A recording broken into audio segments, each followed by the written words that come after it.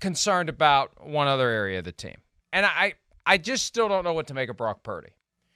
And I've seen some criticism of the deep ball accuracy, and last night he was off on some throws. Let's have a listen to Kyle Shanahan, head coach of the 49ers, on his assessment of Brock Purdy from start to finish last night. Slow start, got it done. Let's hear what Shanahan thought. Yeah, he missed a couple today, and guys made a couple of real good catches also. I thought it was just a huge challenge, one of the biggest ones Brock's been in, just to, the short week to prepare for a scheme like that. Just how much they do with, they had 6 guys on the line of scrimmage throughout the game. Half the time they're coming, half the time they're not. There's not a comfortable play throughout a game, from a play call standpoint and from the quarterback, just because there's a lot of plays that don't work versus that. And so you got to constantly be looking at it, and sometimes they do, sometimes they don't, which is a huge challenge for a quarterback. And I thought he settled down throughout it as the game went and ended up playing good enough for us to win. He had over 300 yards passing for the first time in a regular season game, 310 on 37 throws and 25 completions. I was surprised by this stat.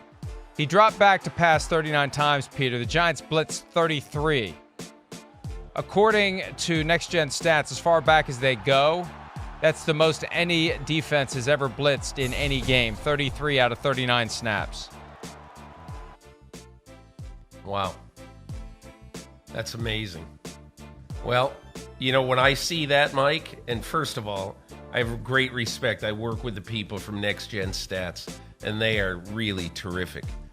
But that surprises me. It didn't seem like that last night. And maybe that's a fairly good sign that the 49ers were blocking them up for much of the night. But I think I would just say this.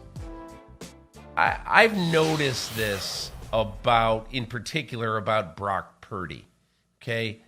And that is, how in the NFL, it's either, Bill Parcells once coined this phrase. He said, I try to stay off the roller coaster because with you guys, meaning the media, every week it's either euphoria or disaster. And you almost notice it now, not week by week, but series by series. If you were on social media last night, which I was occasionally monitoring the game and watching the game, doing the second screen, the level of angst and worry about Brock Purdy. Look, he threw 2 touchdown passes that were beautiful throws just dropped in a bucket. One to Debo and one to the young guy, number 10. I'm sorry, I forget his name. But one to number 10 at the front, at the front pylon on the left side was absolutely fantastic. 2 great throws. And yet, all I'm hearing, all I'm reading, oh boy, Brock Purdy, he's sketchy. I don't know about Brock Purdy. Listen, all I know is this. Brock Purdy has played over 3 quarters in 11 football games in his NFL career. And he's 11-0. So I understand people are hesitant and people are not sure about Brock Purdy, and I get it. And he does need to continue to prove himself. But I think it's ridiculous, the amount of skepticism week to week. Well, I still don't know. Last pick in the draft. Watch the games. And yes, he missed some throws last night, some very hittable throws. And again, that's what happens with quarterbacks sometimes. It really does, and you know that. So I guess the way I look at this, Mike, is I think the 49ers are in great shape with Brock Purdy. Fantastic shape. And for those who would say, well, he got hurt last year, got hurt on a fluky play, hurt his elbow. That's the way life goes. Played 47 games in a Power 5 conference where the vast majority of those games, the talent on the defensive side of the ball was better than their talent, and at Iowa State. So I guess the way I look at this is, I know everybody wants to keep saying, well, this is a big test for Brock Purdy. That's a big test. What test hasn't he passed? Other than, hurting his elbow against, against the Philadelphia Eagles. So I'm not worried about Brock Purdy at all. I have 3 points to make, and I will make them as succinctly as I can. First of all, as to the elbow injury and ensuing surgery, and I believe I echo a comment that was made by Al Michaels after Amazon showed the very graphic of the surgical procedure where the incision in the elbow and the opening of the body.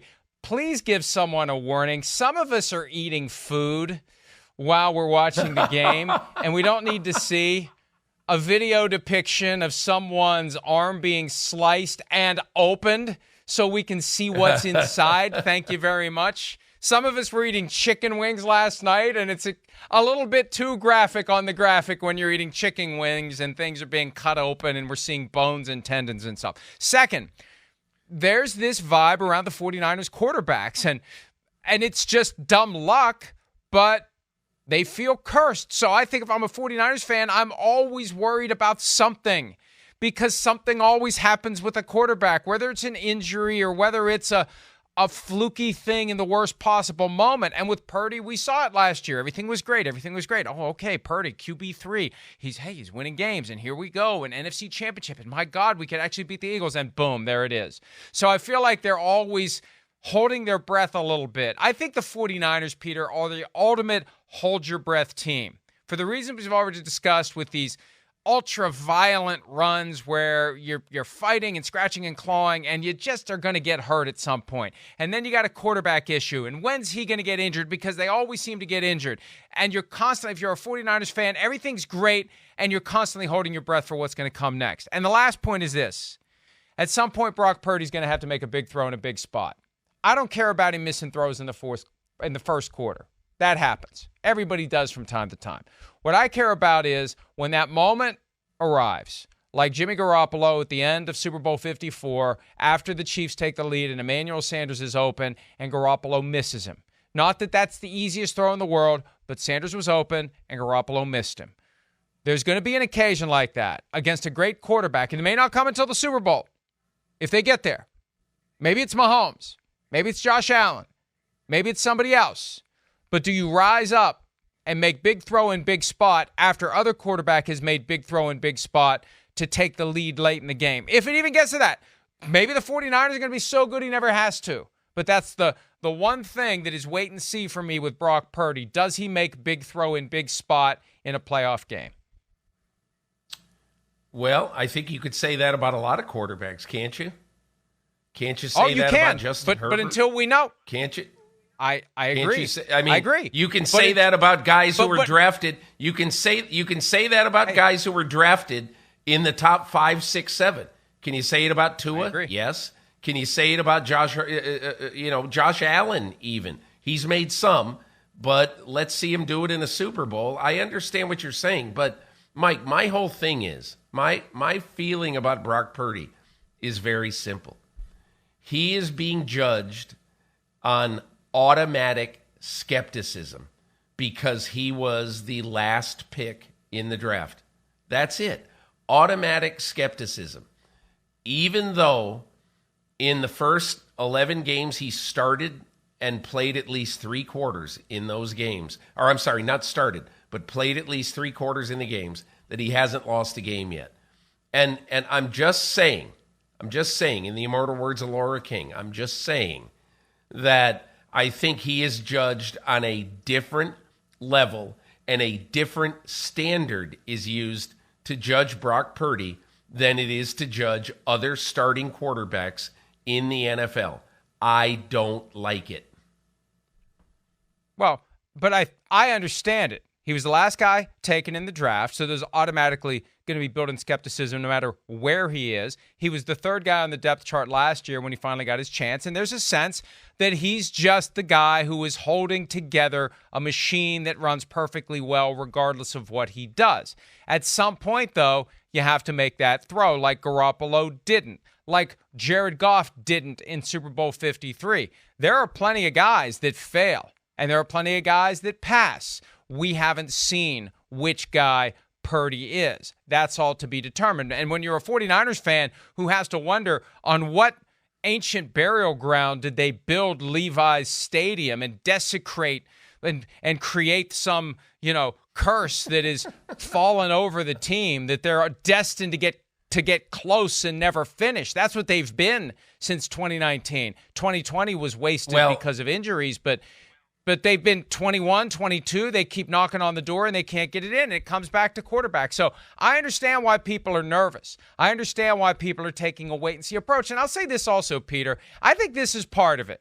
You may disagree with me, and that's fine. Wouldn't be the first time. I think when you think of a franchise quarterback, you think of Joe Montana, Dan Marino, right? Brock Purdy is just kind of a weird name. It doesn't sound like a franchise quarterback name. Purdy's a little too close to Turdy. I just think people have a hard time looking at that name and saying that's a franchise quarterback. I know when I first saw that name. That easily is the most ridiculous point you've ever made. That's easily the most ridiculous point you've ever made. Yes. That's absurd. That's one of the silliest things I've ever heard. I guarantee you I'm not the only person that's like, well, that's not a quarterback name. When he first landed on the radar screen last year, it's all factors combined. It makes people inclined to say, let's wait and see. Can he stay healthy? Let's wait and see. Can he make big throw and big spot? Let's wait and see. And it's all, I think, a direct result of what happened last year. Everything was moving in the right direction, and he got injured through no fault of his own, but it still happened. So, Brock Purdy. I guess I would not Joe Montana. Make this point. I'll make this point. Okay, if Joe Montana's name was Joe effing horse crap, he still would have been one of the greatest quarterbacks of all time. Well, that's all I can say. He would have made all right. If Brock Purdy's name is Joe Brock Horse Crap Cool, he will be pretty darn good. There have been studies about, like the whole vibe of. You know what it is, Mike? Here's the thing. You have too much time to think. Sometimes you ought to just get away and go watch Leave It to Beaver reruns and watch Gilligan's Island reruns. You ought to watch Perry Mason on Prime Video. Hey, that's one of my bingey Have you ever seen things. A good quarterback? Have you ever seen a good quarterback named Lumpy? Not me. I just think it's part of the overall quarterback vibe. There hasn't been a good quarterback named Lumpy because there hasn't been a quarterback named Lumpy. Right. Because he's never made it to the NFL because he never got past high school. He never got on the field in high school because his name was Lumpy. Hey, I got a quiz for you. Mike, I got a quiz for you. Go ahead. I got a quiz for you. You ready?